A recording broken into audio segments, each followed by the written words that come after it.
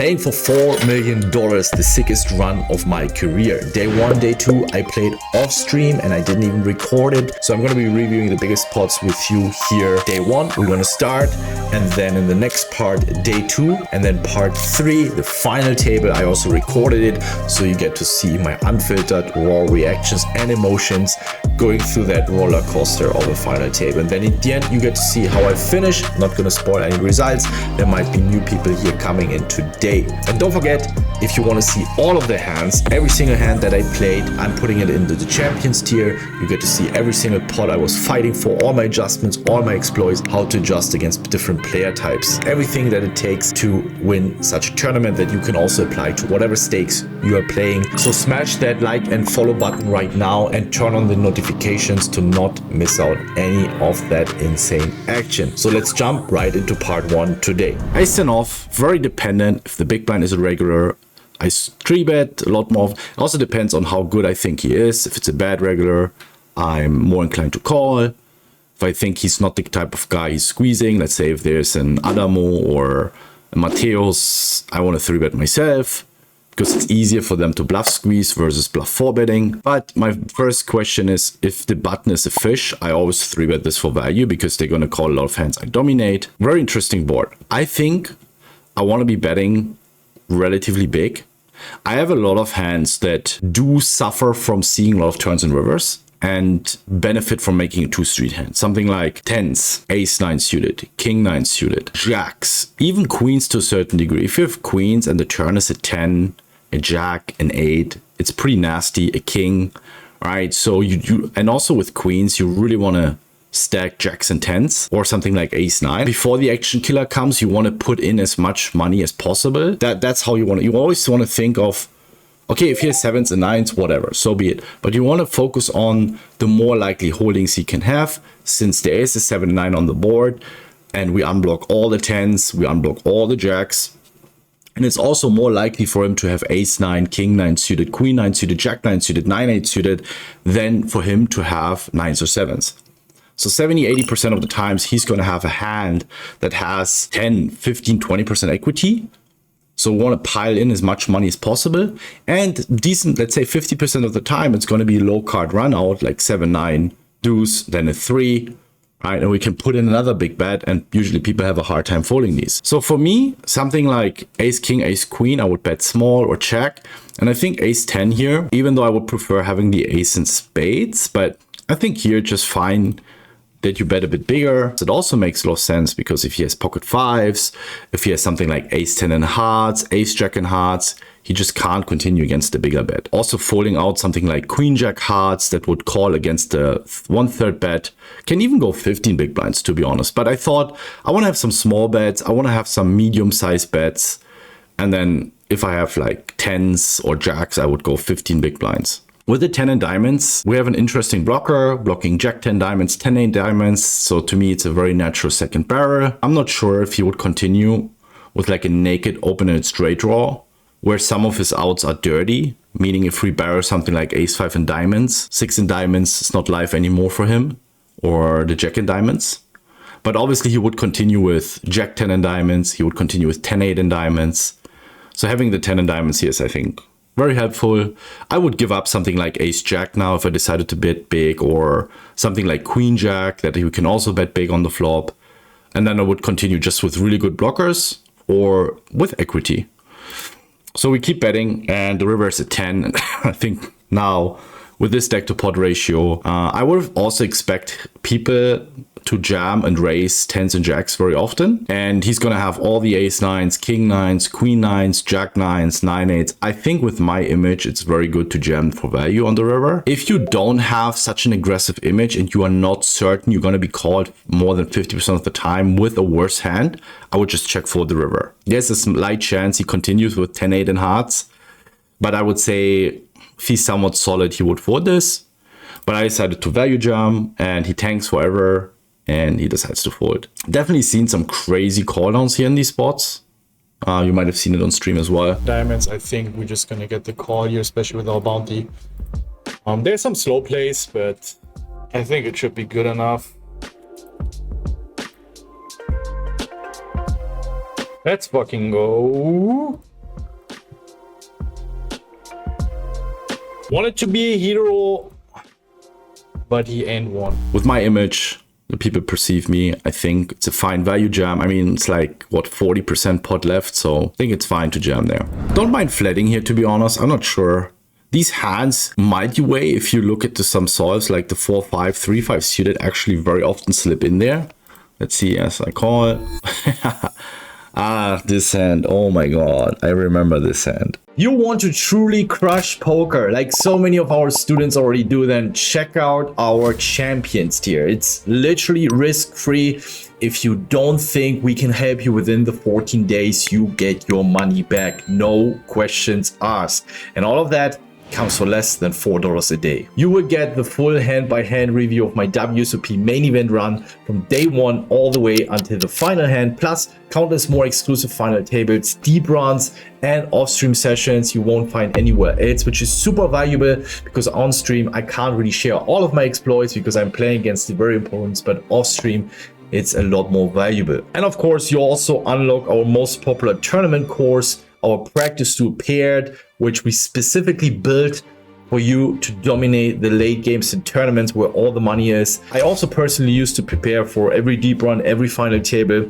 And you of course also get access to our mindset course to finally break your tilt, our sit and go course with sit and go legend Slayer Bluffing, and our bounty course. And you also gain access to an exclusive Discord community with dedicated channels to work on your sticking points. And you can ask me, our coaches. It's very engaging, very active, and we also run quarterly onboarding events. Me personally, with me to push you even further, you can ask your questions and I help you to get the maximum out of the program. And on top of that, you also constantly get fresh updates. My post-flop rocket that I built for those who don't have a lot of time and want to crush post-flop. The Exploited Masterclass just recently released. Brand new pre-flop modules also recently added. Blind versus blind modules. Multi-weight trainer that we launched at the end of last year. And most recently, an ICM post-flop module with the ability to drill and practice very critical situations. Check it out today, and remember, you have a full 14 days to get your money back if you feel we can't help you. I remember this. So I really like raising small because we just print against all their ace, king, ace, queen, one diamond, pocket kings, pocket queens, one diamond. Of course, there is the chance someone has a flush. And also like folding out something like pocket sevens, pocket eights with one diamond, we don't mind. So the way I see the spot, and you can see all I think about, where's my money coming from? My money is coming from like folding out pocket tens, pocket nines, pocket eights with one diamond, and then getting money from the higher flush draws. So I think my raise is very good here, multi-way. I think in theory, the theory doesn't want you to raise, but people's flop strategy is so far away from GTO. So you want to make the play that makes the most sense based on how people play. So I really like the raise here, and he clicks it back. Obviously, especially with the 4 and diamonds, we have to call once. And then he bets very, very small. I think it wouldn't be horrible to fold the flop. Here's the superpower. If you have the ability to raise hands and 3-bet hands for value to specifically target worse hands, and then being able to fold against a 3-bet or 4-bet and more action, even though you have a very strong hand, this is an absolutely God-gifted superpower. And this is something I'm also striving for. I see a lot of people, oh, how do you raise this hand and then fold against a re-raise? Well, my plan is to target worse hands, and now he re-raises, so he's signalizing me I have a better hand. And it's a very challenging superpower because we're so, look at this, look how beautiful it is, right? We're so much in love with this hand. But if you are able to zoom out and just really think about, okay, what hand is he having now? What hand do I have? Well, then my 5-string diamonds is not so pretty anymore. It's a pure bluff catcher. Some of you guys would go broke here, which is absolutely horrendous. So honestly, I don't think folding is bad here, but yeah. Turn also close, river he jams. And at least like if you're gonna able to lay this down on the river, good. This is the minimum we need to be able to execute here. So I fold this on the river and we move on. Okay, the reason why I call, very small 3-bet. And this is also fish. We keep that in mind for post flop. So here it becomes interesting, okay? So when a fish does this, it's always weak. It's either something like a random complete spaz, something like 8, 5 and spades, pocket aces, or it is kings, queens, jacks, tens. And if we know that, don't think about your fucking hand. This is where we play street poker. Throw your solver into the bin and start exploiting it. I'm not going to fold pocket threes when he's telling me with this sizing, I have a weak hand. Even though it might be solver approved, a recreational, he has ace king, he bets half pot. He bets 10 big blinds. He at least bets 5 big blinds. So knowing this, obviously I call and I just try to get him off his queens. And we jam. But I got unlucky that this motherfucker was like, you know what, Bencb, here, fuck you, I call you down. And that happens, okay? For me, it's very important to be accurate with my reads, to know, all right, and it's a 5K main, and when I see something that where I know someone is weak, I will execute. This is also what I put in my notes. Remember, I put it on Twitter, all right? When I see something, I execute ruthlessly. I pick my spots wisely, and this shit has made me a lot of money. But I still will fumble. It happens, right? We move on. It's okay. And I was down to 6 big blinds and I still made it pretty far. I don't want to spoil how I finished, but I made it pretty far. Would I do this again? Absolutely. Every single time. King 10, we jam, make a straight, having a comeback, easy peasy. Pocket queens, 3 bets, we jam. Usually I would fold, but you have these players who just raise way too much and then these jams are just printing like crazy. So really like my rejam here. Luckily we get the fold. Ace queen off. Yeah, very nice spot. Perfect for ace queen off. Especially this guy again, very loose. So it's good. Maybe some other players picked up on this as well. 3-betting. And we get the 4-bet jam through. Flat and 3-bet fine. Again, we decide. If it's a fishy player, I just call. If it's a regular, we can 3-bet. Checks it back. Oh, it was a big calling station. I remember. I was just greedy here. Yeah, I was just greedy. Turn bet is very important here. The turn bet is where we make the most EV. And especially, you know, let's say, I think this was a regular who was a big calling station. You definitely want to go pot, right? If they have ace, queen, ace, jack, like, oh, he can have 7-8. He can have flush draws. Call. Right, I also think that queens, jacks will always call, which might want to start folding because you also block all our bluffs. You're essentially just drawing to some counterfeited runouts and a gut shot. I know this is probably always a call in theory, but the way people pot size bet the turn, you can probably just muck it. And we got the aces. We're still a little bit over starting stack. Also very player dependent here. The weaker the player is, the more I want to bet big. Keep in mind, a lot of your EV from betting small comes from your opponent being able to value raise. So if you bet small and he's not raising queen jack, then just bet big. Also, if they have like 9-7s and 10-9s and they're not bluff raising those and you just keep calling and they're not putting the money in for you, you just go bet big, you know? It's like, it's honestly not thrilling because we block all the ace jacks and we block the diamonds, and against his draws, let's say his monster draws, we're almost flipping, right? If he has 10-9 diamonds, queen 9 diamonds, 5x and diamonds. I'm not sure if I like this stack off, to be honest. I think that's too loose. I think it's a very nice call down hand because I'm going to be polarized. I'm not betting queen 10 of clubs like this, where you benefit of me folding out a hand that has a lot of equity. So I'm going to have ace jack, queens, kings, aces, and I'm not going to bet queen jack that big here, or I will just bet folded. I think this is a bit of an overplay to put in 30 big blinds there with just a top pair and a second best kicker, but we take it. Very nice 3-bet. He calls. That was interesting. Also here, you see, I'm trying to just realize my equity. I don't want to bet and then he jams into me. It would be a disaster. If he has like ace 10 of hearts, I really want to see 4-5 cards. That means I will have to slow down a bit, and I would also have to mix in some good hands into my checking range. Like aces, for example, would be the first candidate, or something like ace king of spades is also a very nice hand to check with, or like even an ace 5 in spades and you just go for the check raise. Also, if you have a weak 10, jack 10, you can check. Obviously, if I have jacks, if I have queens, if I have ace 10, I just bet myself, strong enough to go broke. And we check call this.